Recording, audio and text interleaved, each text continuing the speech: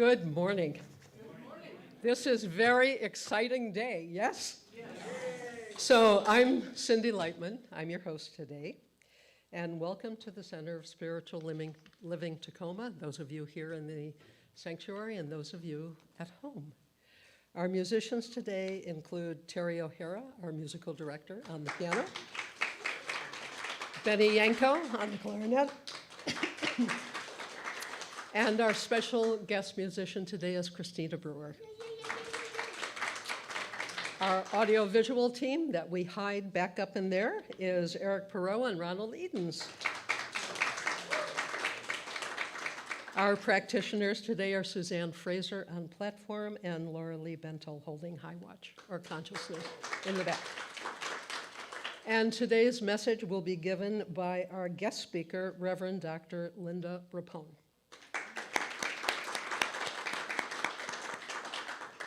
So, if you're here for the first time today, we're glad you've chosen us, and we are very excited that you're here, and we want to acknowledge you being here. We are a friendly, handshaking, meet and greet community, yet we recognize and respect that not everybody is so gregarious as we are.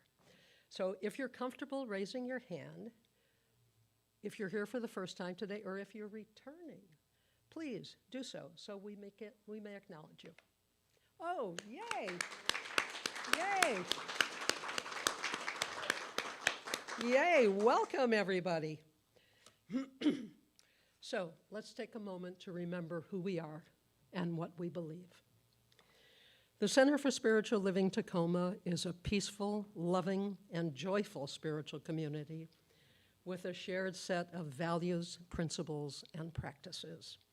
We embody an understanding of our oneness with Source.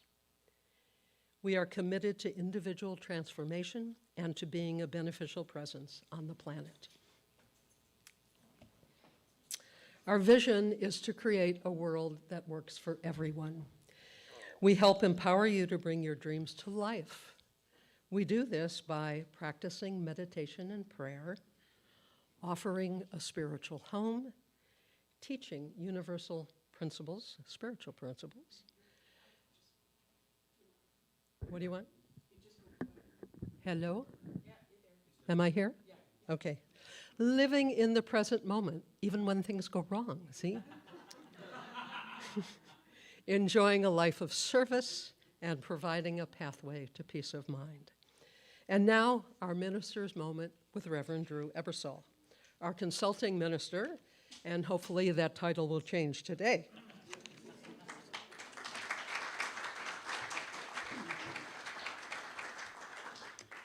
So pretty brief this morning. Everybody just take a deep breath together, arrive, here we are. I'm amazed at the love, genuineness, generosity, and kindness of our community. We embody that, we role model it, and we exemplify it for the world we want to see together. So I just want to say thank you to each of you for being here, showing up, and making a difference in our world today. Take a second and pat your neighbor on the back for a minute and say thank you for being here.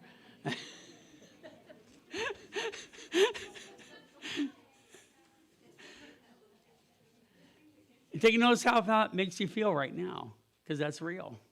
That's up-leveling how you show up in the world. So I'm going to read the gratitudes for today also as we recognize the way we elevate that in our lives, our minds, and our community. Someone wrote, I am grateful for summer, Sundays, seeds, sun, and spirit. It's like the super S's, right? Said, I'm grateful for having my son visit me from Denver to celebrate his 40th birthday party. And then also as a tribute to Reverend Karen for the way she supported our transition and all of her work. So thank you, Reverend Karen. Someone wrote, I'm grateful for finding the lost and solving the unsolvable. Who's that, Lao Tzu? Where are you? Raise your hand. Phenomenal. And then someone wrote, grateful for the practitioners, the board of trustees, the volunteers, and the entire congregation, because they are beautiful, committed souls who are changing our world. Bravo. Have a great, great service.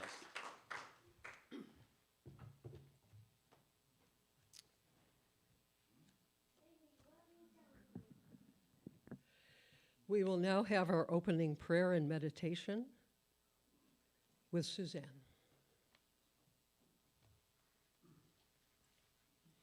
Okay, you guys see I have a book. Do any of you remember Raggedy Ann and Andy? This book is over 100 years old. My grandmother gave it to me, and it was my mother's before that. Anyway, Raggedy Ann and Andy were special folks in my life growing up. So if you want to close your eyes and know with me that God is good all the time. All the time. And we know that because many of us saw that beautiful strawberry moon last night. Many of us woke up this morning to beautiful sunshine on our shoulders. Many of us woke up to say hello to someone we liked or someone we saw at the coffee shop, or just being a friend to the world in general. There is nowhere we go, no place we go, no one we meet that is not an example of spirit. It's simply the truth. Even in a challenge, I had a very wise man say to me in a class this last week that when you walk in the room, you look for the love. The minute you go through a doorway, look for the love. It will never fail you. And the love recognizes you just as you recognize the love. That's the beautiful part of it. We are all love. This morning, Reverend Drew said, God is love. It's all one word. No spaces. God is love. That's it. It's a beautiful word. Use it.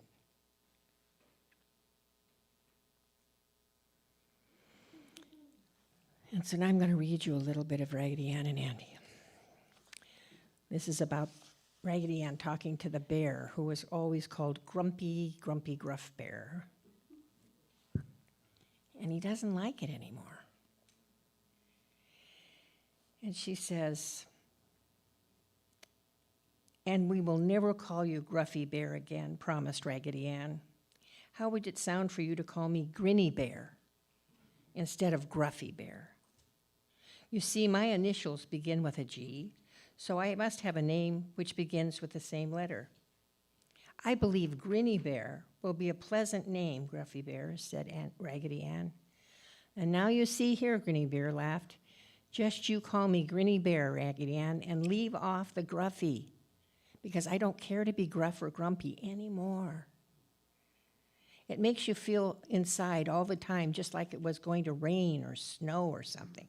But since I am not gruff and grumpy, it makes me feel inside just like a nice sunny day, with the birds singing and everything cheery and happy.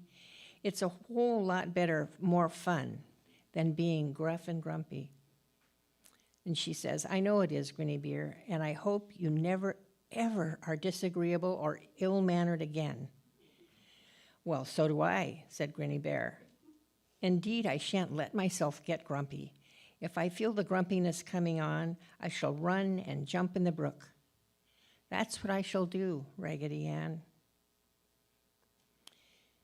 And so there you have that very simple story.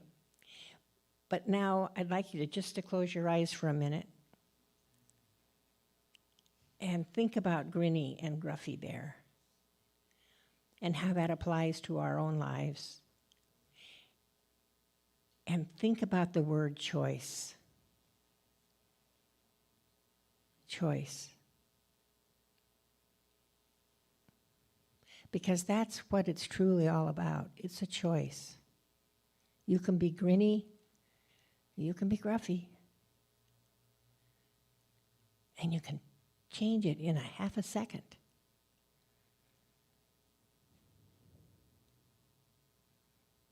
It's an important choice to make in our day as we start our day. to be Grinny Bear, to see his friends all around him, and know that they appreciate him and love him because he's Grinny now. He's not gruffy. They want to play with him. They want to be his friend.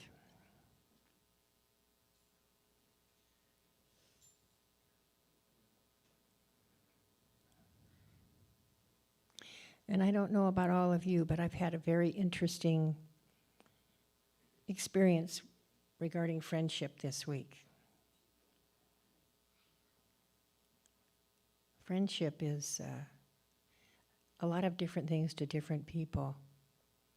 But sometimes, just for your own self, define what friend means to you. I mean, a friend, a real friend.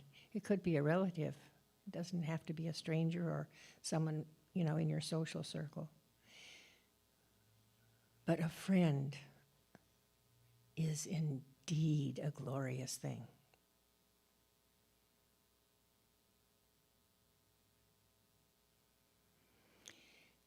And I wish that for all of you, that you have a beloved friend. And so right now, I just know that it's all true, that everything is said is done, and it all rushes back towards us. All the good rushes back towards us. And so I say it's done and perfectly done, and so it is.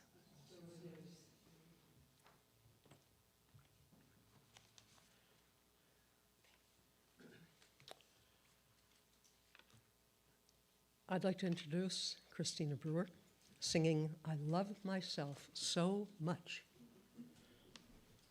If you know it, feel free to sing along.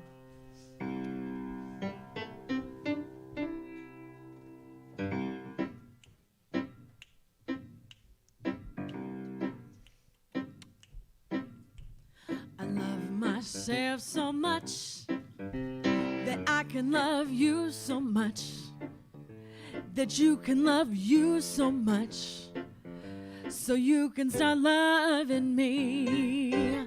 I love myself so much that I can love you so much, so you can love you so much, and you can start loving me. I love myself so much that I can love you so much, so you can love you so much, and you can start loving me. Yeah. I love myself so much that I can love you so much, so you can love you so much, and you can start loving me. Yeah. I love myself so much that I can love you so much, that you can love you so much, and you can start loving me. I love myself so much that I can love you so much, and you can love you so much, so you can start loving me.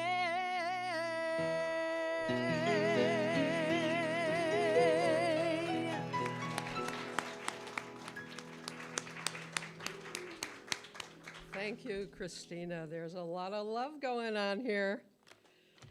So we are honored to have Reverend Dr. Linda Reppond deliver our message today. This is the second time she's joined us. Dr. Linda is a frequent speaker and workshop leader. She was the founding minister of the Launching Pad, a dedicated youth adult church in Centers for Spiritual Living. Dr. Linda lives in Ashland, Oregon, and serves her community as a youth minister. She is also a mentor for young people entering the ministry. She is no stranger to the Washington State area. Among her volunteer activities over the years are the Seattle Youth and Community Services and the Special Olympics.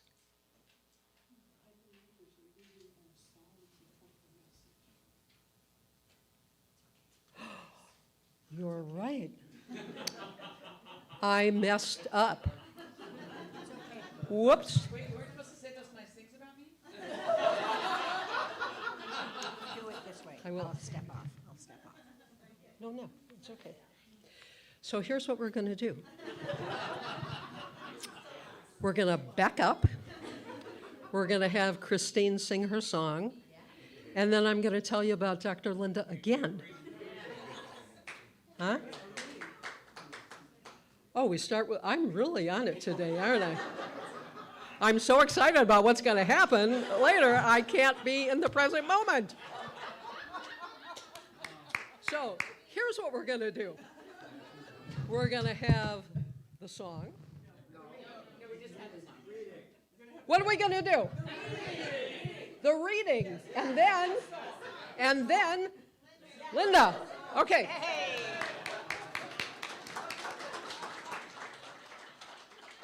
Let's go consensus leadership. It certainly is.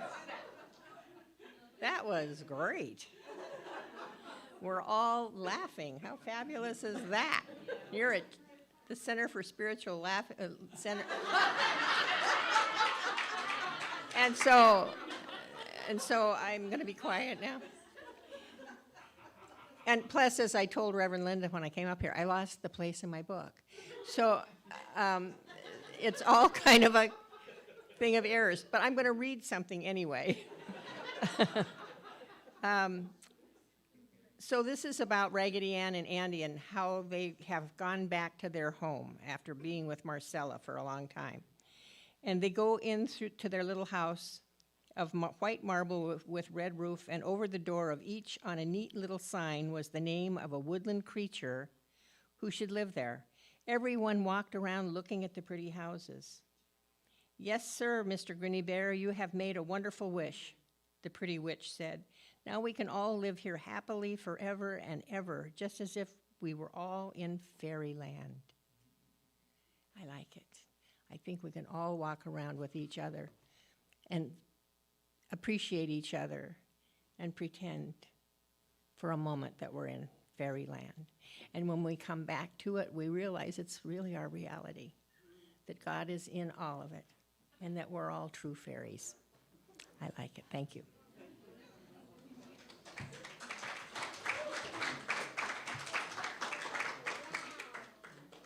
Christina, singing You Say.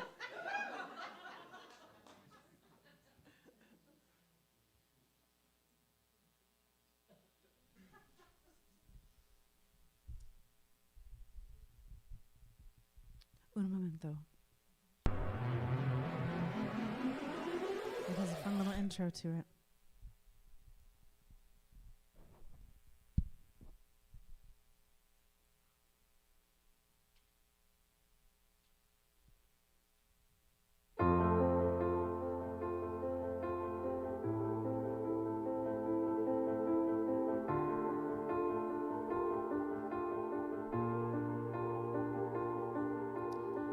Keep fighting voices in my mind that say I'm not enough.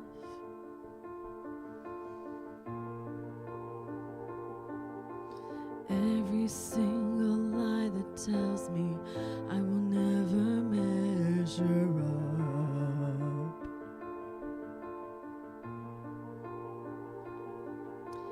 Am I just the sum of every high and every low?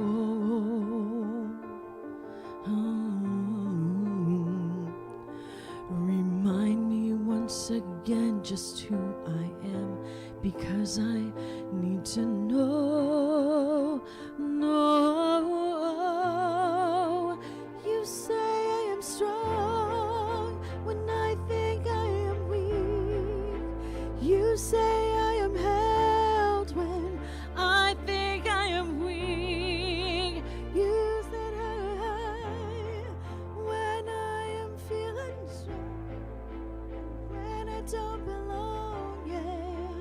You say I am yours, and I believe, oh, I believe what you say of me.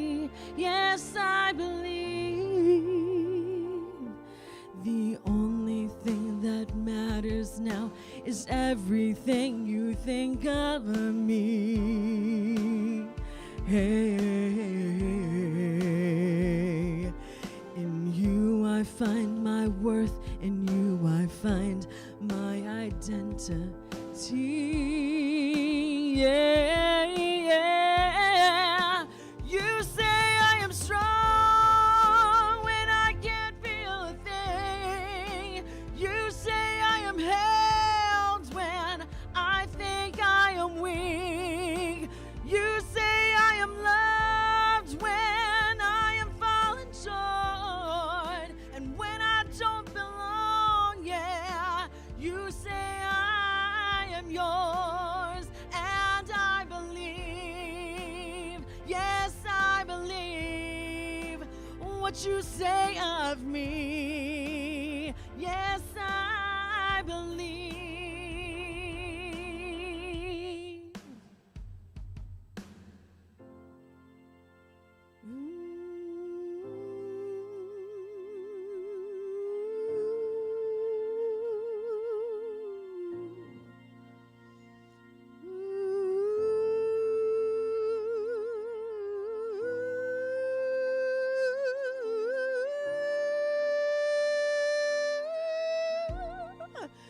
You say I am strong when I think I am weak. You say I am held when I can't feel a thing. And you say I am loved when I am falling short. And when I don't belong, yeah, you say I am yours. Yes, I believe, oh, I believe what you say of me. Yes, I believe, oh, I believe. Yes, I believe what you say of me. Yes, I believe.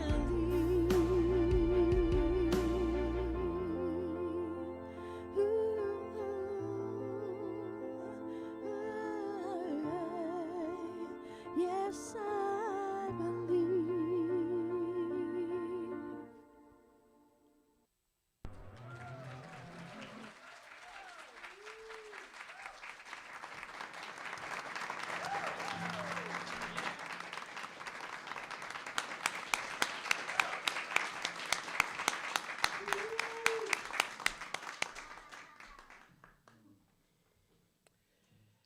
Wow.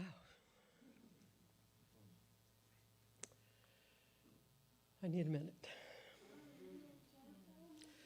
Beautiful, Christina. Beautiful. So, we are honored to have Reverend Linda Reppond deliver today's message.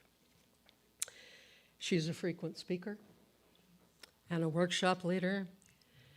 She was the founding member of the Launching Pad, a dedicated youth adult church in Centers for Spiritual Living. Dr. Linda lives in Ashland, Oregon, and serves in her community as a youth minister. She is also a mentor for young people entering the ministry.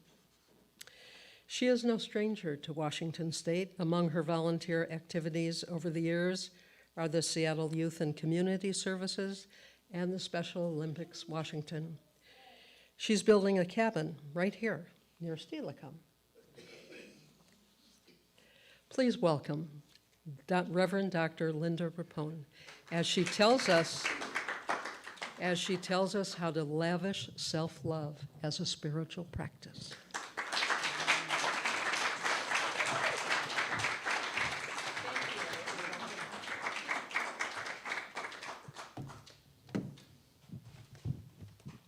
Hi. So I'm on this mic, right? Should I move this one out of the way? All righty, we're all good. Oops, let's not quite like that. It looks like something else, but whatever. So good morning. I am, what can I say? I'm very happy to be here again because I kind of fell in love with you guys the last time I was here. I like it when people laugh in church. It's like the best. And I'm particularly happy to be here on this, which is a very auspicious day for this community. I know you have spent a lot of time and effort and prayer to get to this moment of selecting your new senior minister. And today's the day that's going to happen. So yay. And I can feel the energy just as you walked in, like, whew, very exciting, very cool. And I'm very honored to be here for that. I also just have to acknowledge a few people that are here today. Hey, first of all, happy Pride. It's Pride Month, isn't it? Tacoma Pride. So really the best queer people I know. Haley is my adopted daughter and her wife, Jean Michelle. And next to them is my friend Kirsten, who I've known every minute of her life, although she now has a child entering college. So, I love it when my family shows up for me. But in addition to that, there are two people here that I really want to know, that I want you to know that they're here. This is my long-term friend, Reverend Craig Darling, who is retired, living a very quiet life out on Harstein Island. And he's living a quiet life now. But for many years, and I've known him for some of those years, he was far and away the most visible gay minister in the American Baptist Church. And took a little grief for that. And I'm so thrilled that you're here. Likewise. Well, dang. Let's be clear. In addition to that, one of the major giants in our movement at Centers for Spiritual Living, Dr. Georgia Prescott, walked in the door this morning.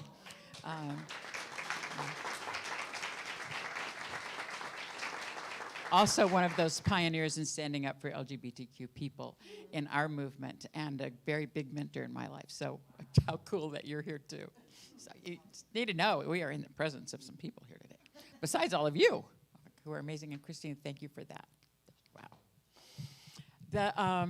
That first song she sang is a song that we sing at teen camp all the time. Like there's a tradition in teen camp where they have what they call love awards, and it's a necklace or a bracelet, or it's something that you wear all day.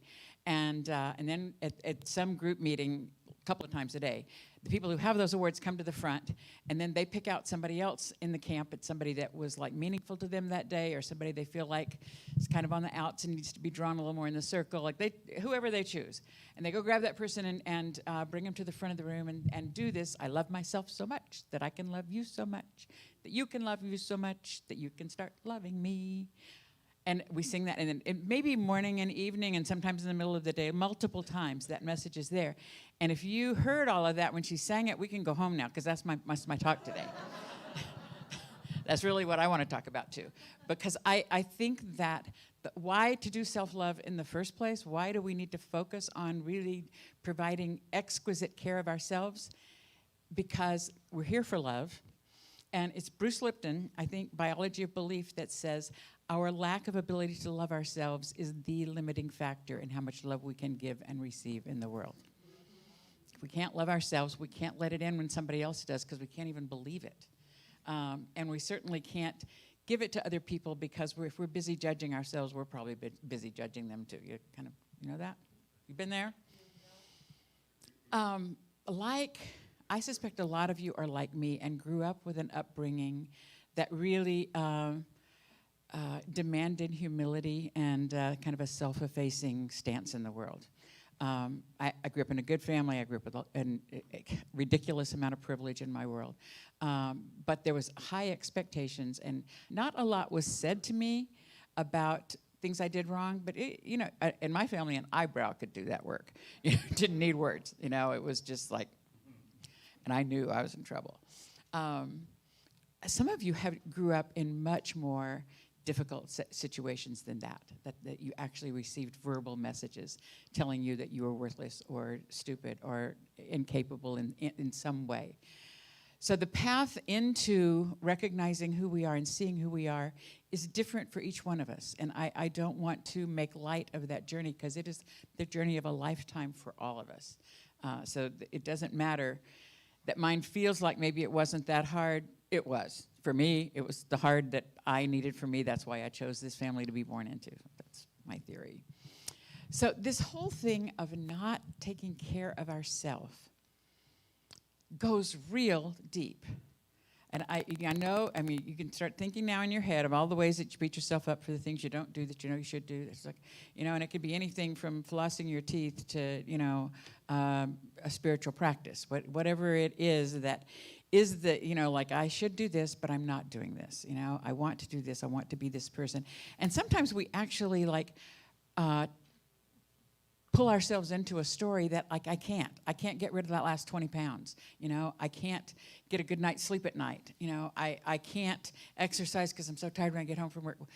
And we tell ourselves that so often we believe it, which is kind of a problem, but we do keep telling ourselves a story when in our finer moments, when in our deep reflective moments, we know, no, that I'm doing that, that's a choice.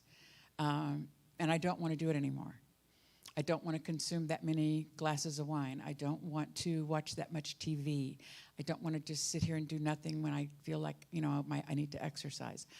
All of those things where we numb ourselves to sleep with the things that, at least at the moment, feel like they're providing some sort of comfort. It's kind of like having a blankie that you can hold on to. It's like this is.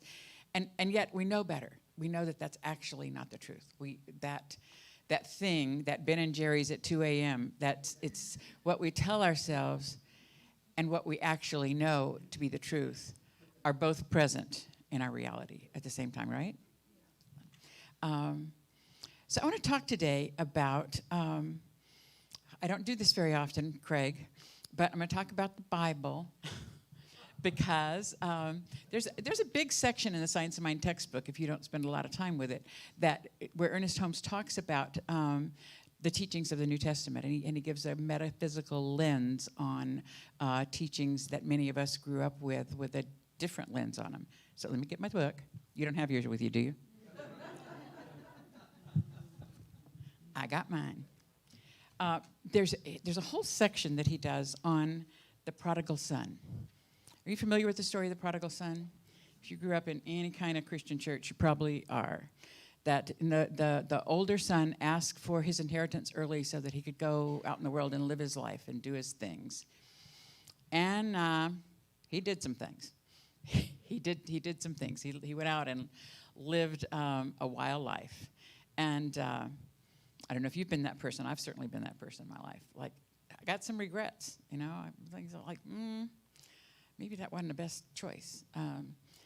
But it just got worse and worse. He spent all the money, and then he was like, eating what the pigs were eating, and he was just like, the servants at my dad's house have more food than this. Surely, let me just go home. So Ernest Holmes, first of all, I kind of got ahead of myself, talks about this whole story in this way. The prodigal said, I will arise and go to my father, and will say to him, Father, I have sinned against heaven and before thee, and am no more worthy to be called thy son. Make me as one of your hired servants. And Ernest says, this represents a theological state of mind in which is quite common to all of us, one of self-condemnation and personal distrust. It is morbid and detrimental to our welfare, a theological state of introspective morbidity. Those are big words. Which might be classed as one of our worst mental diseases. Listen to this part. Self-condemnation is always destructive and should never be indulged by anyone. It is always a mistake. So here's that prodigal son crawling on his belly home to like, sorry, please forgive me and just let me stay here and work. And what did his father do? It wasn't having any of it. So metaphysically, it's assumed that the father, which even though I don't like a male god, a father is representing universal spirit, did not even respond to that, I'm a sinner, no longer deserve it. Just, nope. Bring the robe, bring the ring, bring the fatted calf. We're celebrating, you're home. Didn't even listen to that. So whatever religion you might have grown up in that said, oh, you need to do some penance for all that stuff you did, it's not what the father did. That is not what happened. And that is, I believe, at the core of what we teach, which is that we are always loved. God does not see us in the ways that we see ourselves as wrong and self-condemning. And that's why we should stop doing it. really, because God doesn't see us that way. That's not who we are in our essence. But in this parable in the Bible, that to me is kind of a key moment of like, no, you come back. We want you back in the fold. We want you to be here. So the thing is, the prodigal son made a choice. He chose to get out of the slime he was in and go home. And I think that is what we got to do. We have to make a choice that thing I was doing, I need to not do, or I need to do. But I think that starts with recognizing that we're doing it. Because at the core of most self-destructive behaviors is the ability to forget that we're doing it, or to ignore that what we're doing is self-destructive. So if we're operating in a sleep mode about that, that's step one. We've got to be willing to wake up. And that means look in the eye some stuff that you've been like shoving under the carpet, like just like that's, I am doing those things. And they're not good for me. I need to do something different. I can tell on your faces you got one in mind. You know what that is. For you, that thing is. And over and over and over again, I tell myself I'm going to do different, and I don't. I'm not going to stand up here and tell you all mine, but I got a list. But those things are the patterns that we have built to keep ourselves from living in our higher self. And if you just assume my higher self is my God self that is fully realized, and my little self, this is a funny way to talk about it, my little self is the me that doesn't remember that I'm that. And so I'm always making a choice between which of those I want to live in. And when I wake up to the fact that it is a choice, I could do something different. That's the moment to start making a new pattern. So if we make a new decision, we recognize what we're doing, we decide to do something else, what we're really doing at essence is we're writing a new story. We're like, okay, all of those things happened. They do not define me. This is the story I'm going to write right now. And quite honestly, I think that's what you're doing as a community as well. I think that in this church, you are writing a new story for what this community is unfolding to be. And it's totally exciting. But it is. It is. It's totally exciting to see that energy of like, no, we're not bound by who we've been. And who we've been wasn't bad. But what we're doing is opening to a new story. And personally, when we open to a new story, it just requires laying down the old story. That is like the main thing in being willing to rewrite it, to write a new story and accept it, is to go, that relationship really is history. I am not doomed to repeat it. That thing that I was told as a child is not the truth. I'm not doomed to live out that life. What we used to be as a community is not who we are now. Something new is showing up. All of those things, we can write that new story. But then how do you stay there? Like I've made that decision 1,000 times. How am I going to do it different this time? It is really a courageous act to commit to a new story, to a new path. Tell yourself that story over and over again. We stress affirmations in so many of our classes because they work. Like when I am shifting behavior, whatever that affirmation is, you will see it all over my house. It's on the bathroom mirror. It's on my computer screen. It's like on the refrigerator door. Like when I'm telling a new story, I need to see it a lot. And I would really invite you, however crazy that seems, to do that. Write it down and put it up there where you see it, and maybe everybody else sees it too. But maybe it's just a place you see it. It's in my rearview mirror sometimes on my car. Affirming over and over that decision is like. I talked about this last time I was here. It's like building a new neural pathway in our brain. It's that old default is like, we're not doing that anymore. So the more times you repeat it, the deeper you're building that groove as the new default for your brain. That's kind of the way to do that. Meditation helps.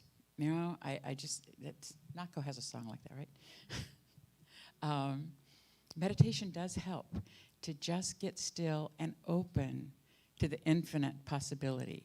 Like, for me, that means almost always laying aside my idea of how life is going to be.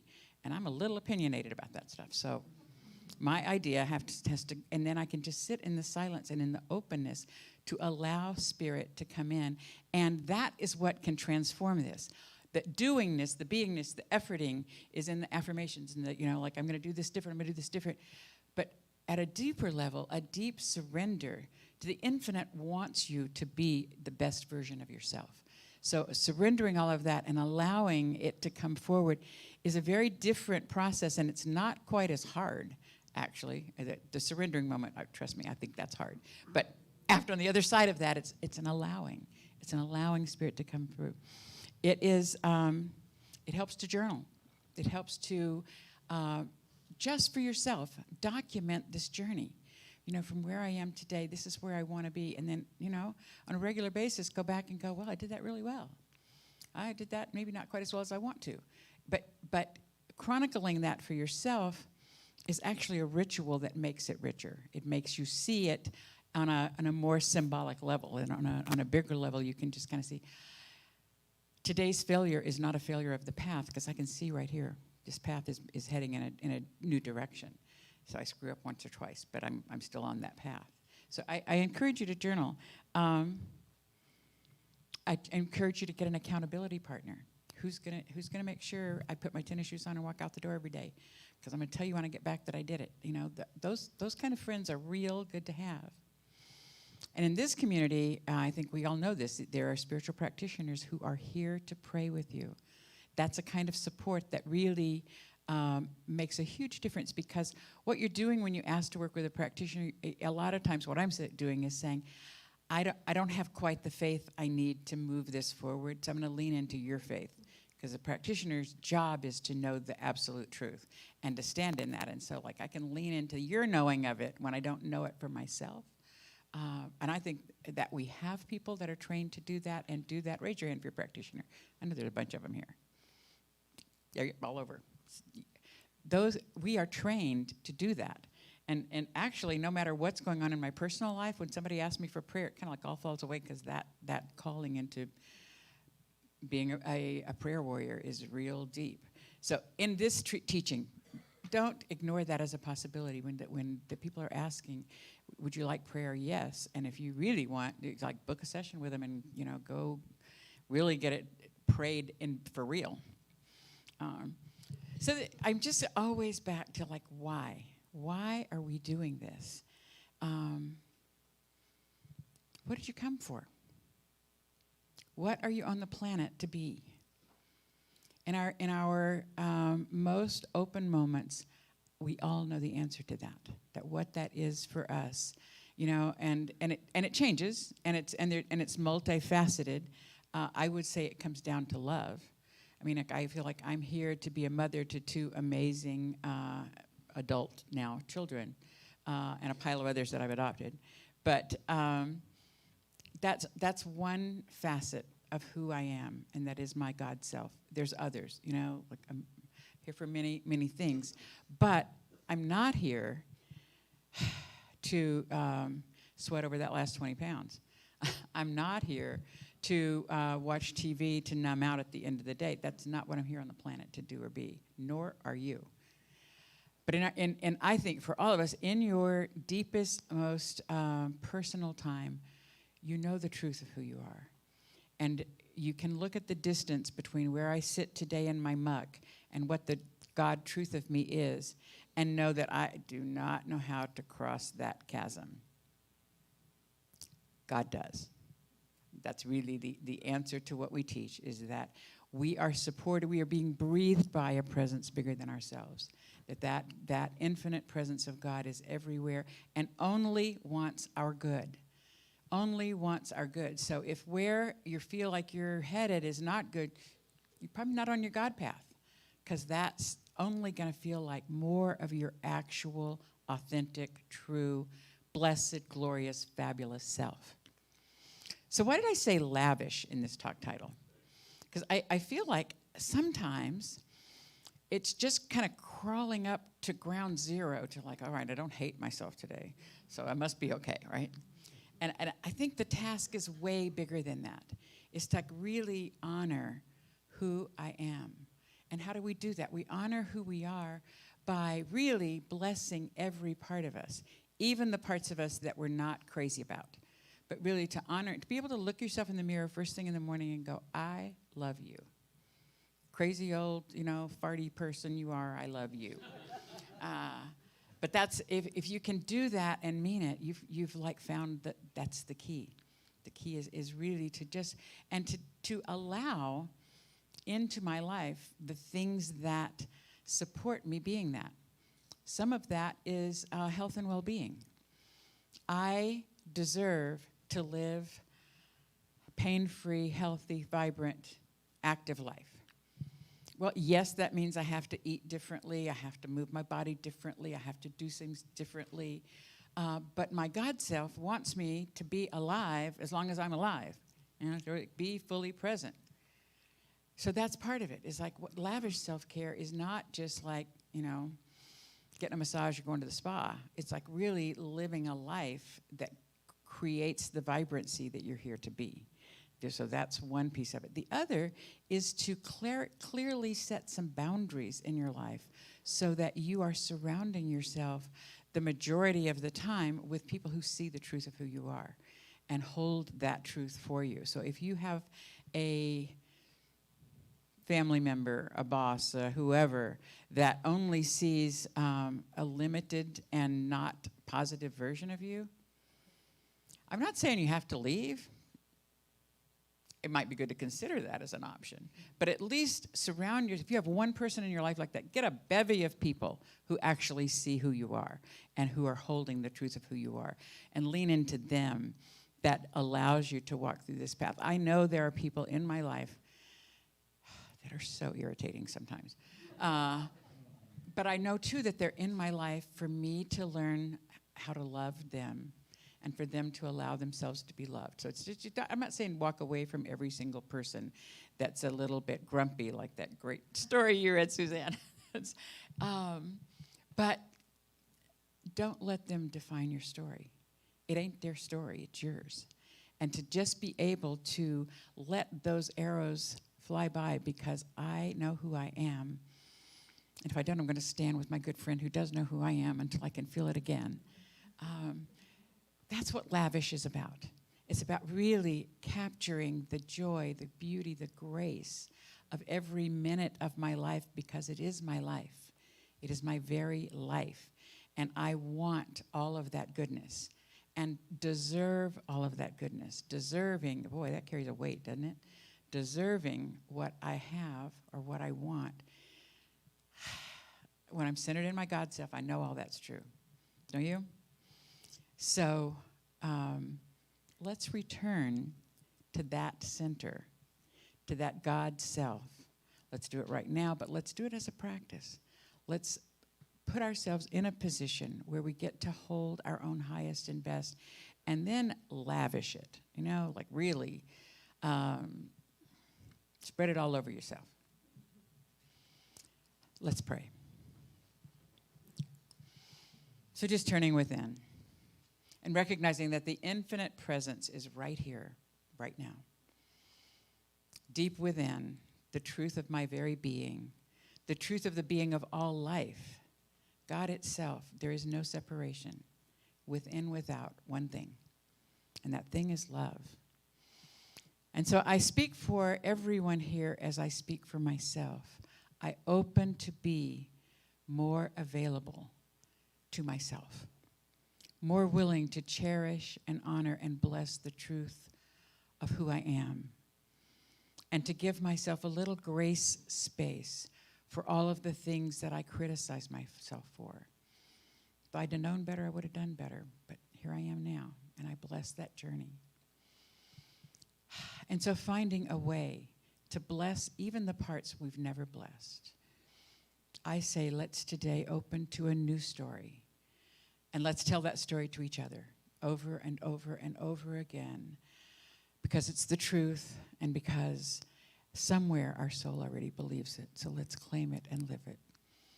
So I call this in for every single person here. And I say, thank you, God. Thank you, God. And so it is.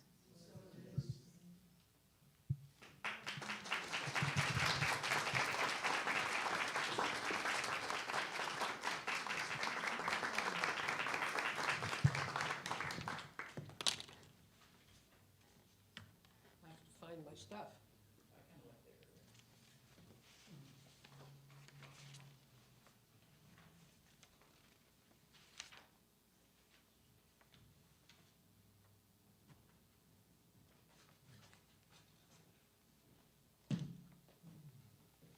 Thank you.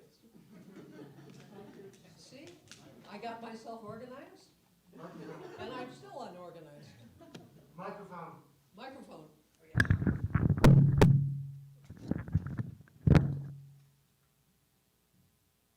Hello.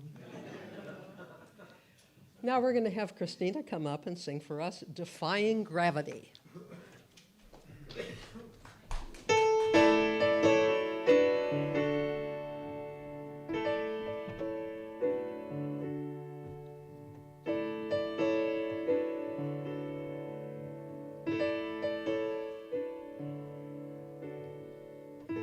Something has changed within me. Something is not the same. I'm through with playing by the rules of someone else's game. Too late for second guessing. Too late to go back to sleep. It's time to trust my instincts, close my eyes and leave. It's time to try defying gravity. I think I'll try defying gravity. Kiss me goodbye, I'm defying gravity, and you won't hold me down.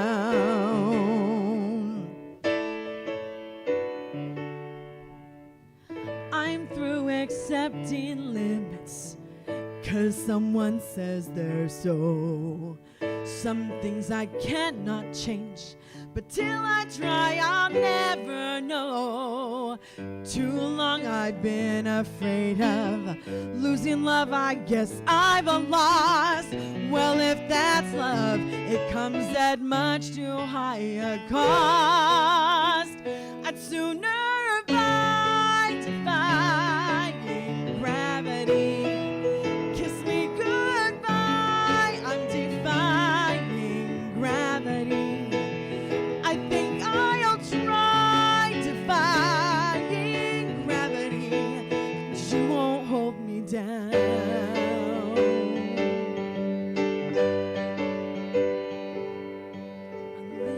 Unlimited. My future is unlimited. And I just had a vision, almost like a prophecy. Yes, I know that it sounds truly crazy, and it's true, the vision's hazy, but I swear someday I'll be flying so high. Kiss me goodbye.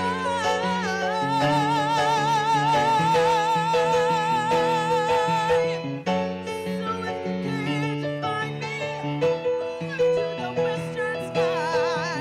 As someone told me lately, everyone deserves the chance to fly. And if I'm flying solo, at least I'm flying free. To those who ground me, take a message back from me. Tell them how I'm defying gravity. I think I'll try defying gravity.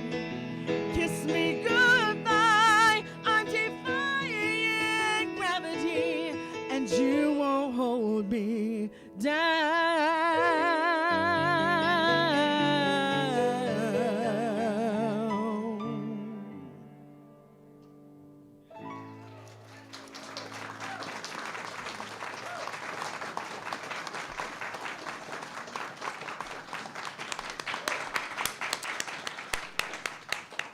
Thank you, Christina. So I'd like to ask the ushers to come forward, please.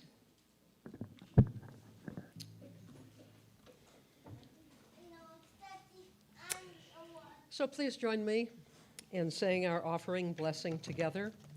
Divine love, through me, blesses and multiplies all that I have, all that I give, and all that I receive. Thank you, God, and so it is.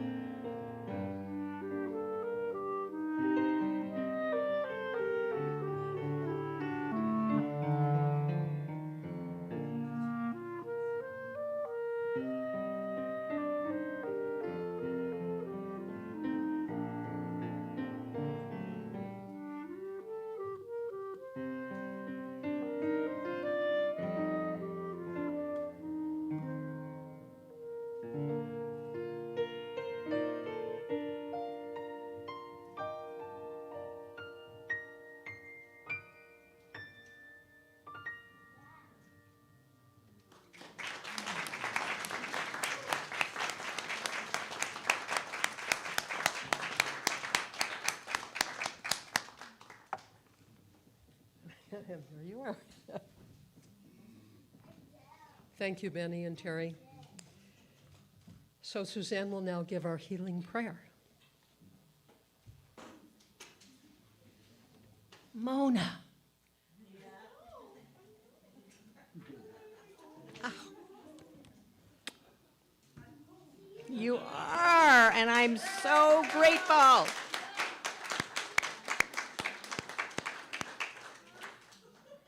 So that's all the healing prayer I need. Mona's here. She is fabulous, and I'm so delighted to see her face here this morning. Anyway, if you choose to close your eyes and know with me that everything that has happened here today has happened for your good. every single word that Dr. Reverend Linda spoke to me, I know is spoken to you, but I felt it so personally. It all comes down to love. Every single thing comes down to love. And that means that we need to be filled with self-compassion. We need to be filled with self-love. And to know that that's true about the self that we are. It's the only way we can give it away. And that's what we're here to do. We are here to give it away. God wants all of us, Spirit wants every one of us to be so filled with love that we can let it just be fluid and move on to every person in the universe. And it doesn't matter if you ever meet them, know them, see them. That love heals us all, everywhere. Ukraine, Iowa, India this morning, that terrible accident. You know, all of this that we do here ripples out. That's the throwing of a tiny pebble in the pond, and it ripples out to the shore. And I know that that's the truth of our life, that those are the choices we make when we're conscious of who we are. Who we are. So today, I guess I would ask that you take that moment to send that loving message, to send the truth of who you are so that somebody else receives it. We are all, every one of us, such a benefit to many others, as I said, that we'll never know. What a gift. And so right now I am just filled with gratitude today, and grateful for each one of you, grateful for all the marvelous things that have taken place here in CSL Tacoma, and all of us so looking forward to this meeting after our service today. So stick around. Know it's done. It's all done in grace and love. And so it is.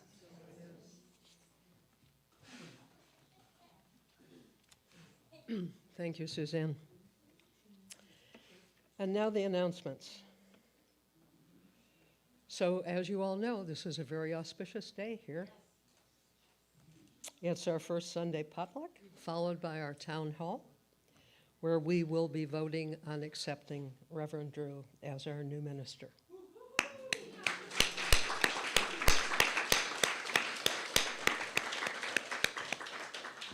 And Mona's back. So before I get to the announcements for the congregation as a whole, I have a very special announcement for one of our congregants. And I'm wondering if Tony would stand up.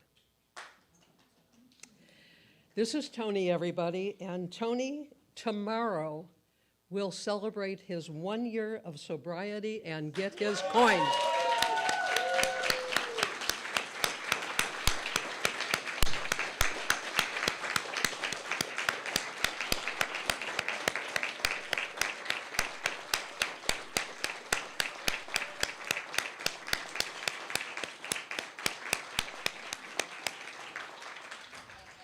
What a wonderful achievement. Okay, so we have some classes to talk about. This thing called You starts Tuesday, facilitated by Doug Taylor. If you haven't read the book, the Ernest Holmes books, This Thing Calls You, it's just wonderful. And you'll find this course invigorating as you explore various dimensions of being and reconnecting with Source.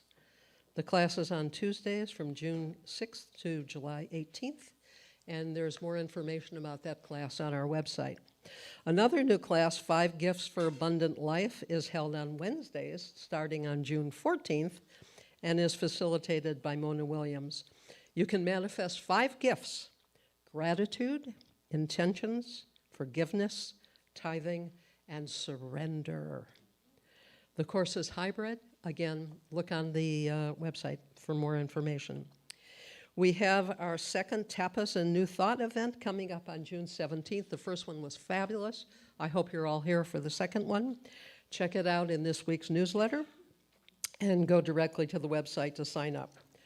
Also, make sure that you have marked off the weekend of August 18th through the 20th for our incredible music and arts festival that's going to happen here. It's supposed to be fabulous. Don't know any of the details yet, but I know it's going to be fabulous. Because that's what we do here. We have fabulous events here. The practitioners, our spiritual coaches, ready and willing to help you navigate solutions to change and transitions with affirmative prayer. So join them in the prayer room after the service is over for a brief prayer circle. So we're going to take a break. We're going to have some food. We're going to reconvene in a little while to start our presentation and vote for our recommended new senior minister. Thank you so much for being here today. Please stand. Oh, yes, our president, Ginger. Well, I wanted to just say a little bit more about timeline of the potluck. Potluck's in the back, and we would like to take 20 minutes to eat, and then bring your food to your seats and hang out. We can eat while we're talking. So 15 minutes, yes. Okay. So everybody stand for our final song, I Release and I Let Go.